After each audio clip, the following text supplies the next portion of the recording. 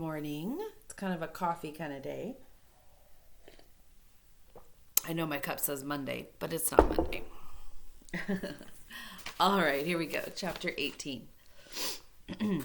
We got in two cars to drive for an hour and a half north of Grand Rapids. We were heading to a dinky town called Mecosta.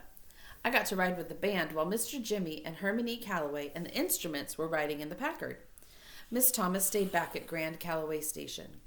I had been living with Miss Thomas and the band for about 3 days, and this was already my third trip on the road. The band was doing their next favorite thing to playing music. They were teasing each other and talking about Herman E. Calloway behind his back. The thug said to Dirty Deed, "I'd be offended, man, and I ain't trying to say you ain't good on the 88s, but you know the only reason you got this gig is 'cause you're Dutch. You're white. You don't have the strongest personality in the world." Deed said, "Yeah, well, such is life. You think I'm going to give up the best gig in the state just 'cause you'd be offended? Take a look out the window, baby. There's a depression going on. How many folks you see living like us, black or white? Not many. That man may have his faults, but he's a struggler. I'm putting my hat in with him." Eddie looked at me and said, "Bud, Mr. C has always got a white fella in the band for practical reasons. But we don't hold his skin color against him. He can't help that he was born that way." Deed said, "You're just too kind, Edward." Eddie kept talking. "We do that because the boy can play. Mr. C won't compromise on his music." I said, "Why does he always keep one white guy in the band?" Deed said, "It's the way of the world, Sleepy. It's against the law for a black man to own any property out where the log cabin is, so Mr. C put it in my name." Eddie said, "That and a lot of time we get gigs playing polkas and waltzes, and a lot of these white folks wouldn't hire us if they knew we were a black band. So Deed goes out and sets up everything." "But what do they say when the Dusky Devastators show up?" Deed said, "Well, it's too late for them to say anything then. It's us or no music." Eddie said, "Mr. C tells them if we aren't the best band they'd ever heard, then they don't have to pay. We haven't been stiffed yet." With all the arguing and jokes about Mr. C, the trip seemed real short. We unloaded all the instruments and waited for nighttime to come. Hold on one second. I'd heard the band play and practice 1,000 times and still had to just about sit on my hands when they were finished so I wouldn't bust out clapping. We finished our set at a little place called the Laughing Donkey, and I got to sleep right on stage to guard the instruments. The next morning, I was packing everything into the cases when I got some real bad news.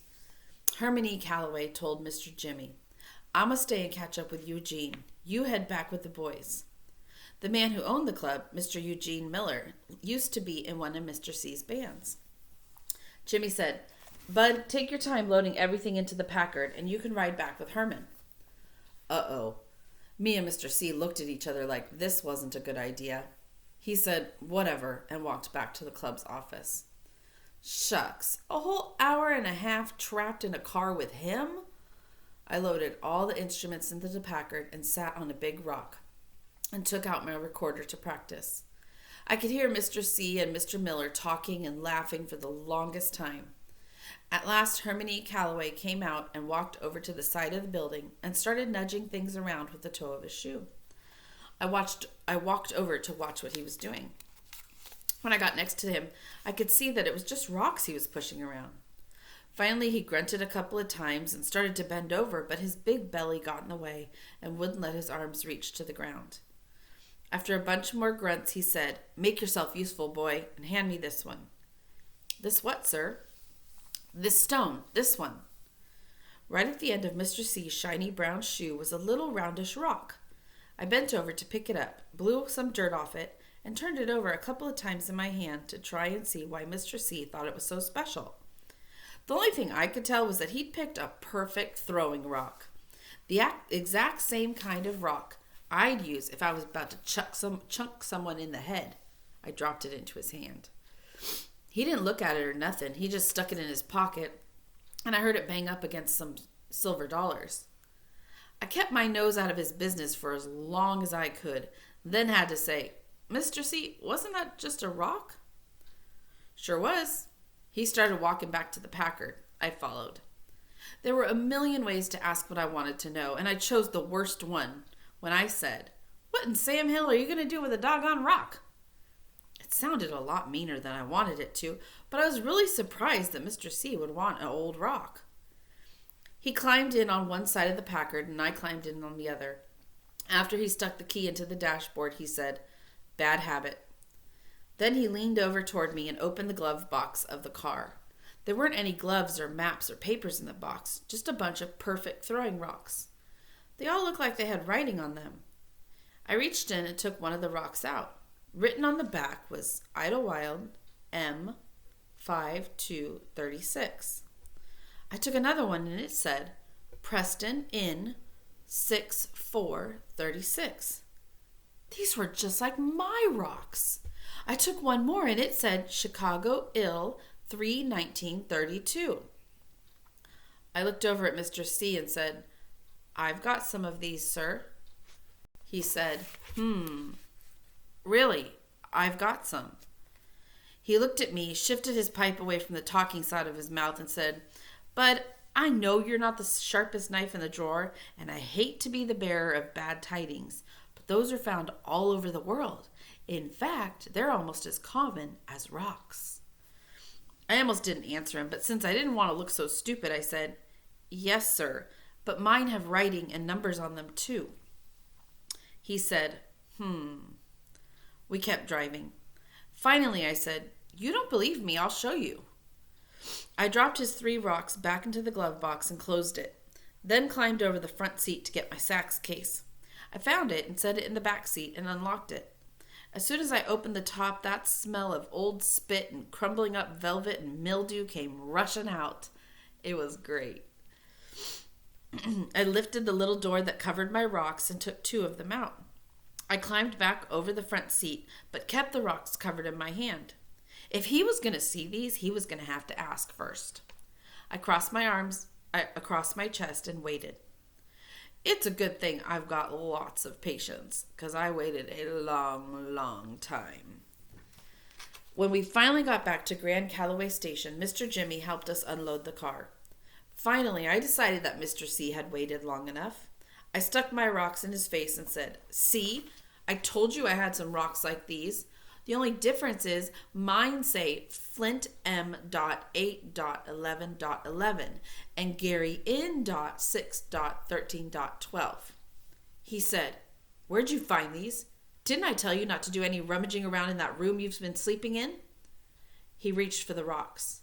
I don't know why, but I let him take them. He was the first person other than Bugs that I'd ever let touch the rocks that my mama had given me. Mr. C turned the rocks over and over in his hands and said, "Well, where'd you get these?" Uh-oh. I could tell by the way Herman E. Calloway was holding my rocks that he didn't plan on giving them back to me anytime soon. I kept watching his hand, waiting for the chance to snatch my rocks and get out of there.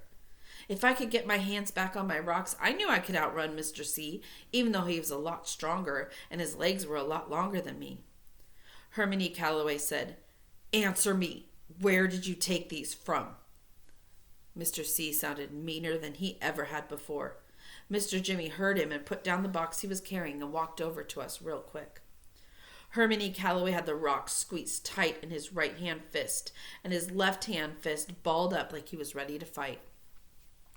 Mr. Jimmy said, "Herman, what's this? What's wrong?" He stood between me and Mr. C. Herman E. Calloway said, "I told you about this boy from the word go. He's been snooping through things in the house that he's got no business being in. He stole these." I said, "No, sir, I did not." Mr. C said, "Then where'd you get 'em? I'm not going to ask you again." He unsqueezed the rocks in his hand. I was surprised they hadn't turned into diamonds or dust the way he'd been holding them so tight. Mr. Jimmy took my 2 rocks from him. He looked at the writing and said, Flint, Michigan, August 8th, 1911, and Gary, Indiana, July 13th, 1912? That's more than 25 years ago. He squatted down and looked right at me and said, "Son, where'd you find these? Just tell the truth." I kept one eye on Mr. C. He still looked like he was getting ready to jump funny on me. I said, "Mr. Jimmy, I didn't find them or steal them from nowhere. These have always been mine. I got them from my mama, and that's a swear for God truth.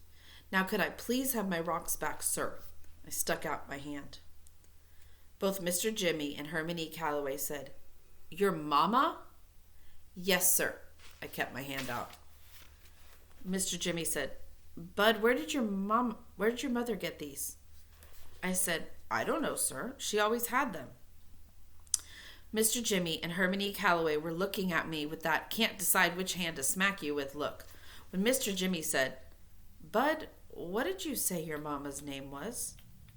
No one ever asked me, sir. Herman E. Calloway was still hot. You throw a lot of sirs around, but you've still got a real strong, real smart-mouthed, disrespectful streak in you, boy. Now you answer the question, Earl. I screamed at him. Angela, sir. I was so mad I hadn't meant to say sir, but it came out anyway. Her name is Angela Janet Caldwell. Mr. Jimmy said, Lord have mercy. Herman E. Calloway's pipe dropped out of his mouth, and he stumbled and fumbled into Grand Calloway Station, feeling his way like he'd been struck blind. Then I knew. Herman E. Calloway was the best liar in the world. He'd been lying to me and everyone else all along. Now that there was some good proof against him, he was all shook up. I said to Mr. Jimmy, I knew it. I knew he was my father. Mr. Jimmy was still crouched down right in front of me. He said, Bud, he's not your father. Yes, sir, he is. That's why he run off like that. He got caught lying after all these years. Mr. Jimmy said, Bud, that's enough. Herman is not your father. But Angela Janet is his daughter's name. If what you're saying is true, Lord help us all, it looks like Herman might be your grandfather. This was real surprising, but the thing I felt most was glad that Herman E. Calloway wasn't my dad. Shucks, who'd want a daddy that on top of being so old and so doggone mean, had such a big belly? Not me. Wow, so we found out Herman is not his dad, but his grandpa. Whew, there's one more chapter left, so we'll continue and finish it up tomorrow. Bye, have a good day.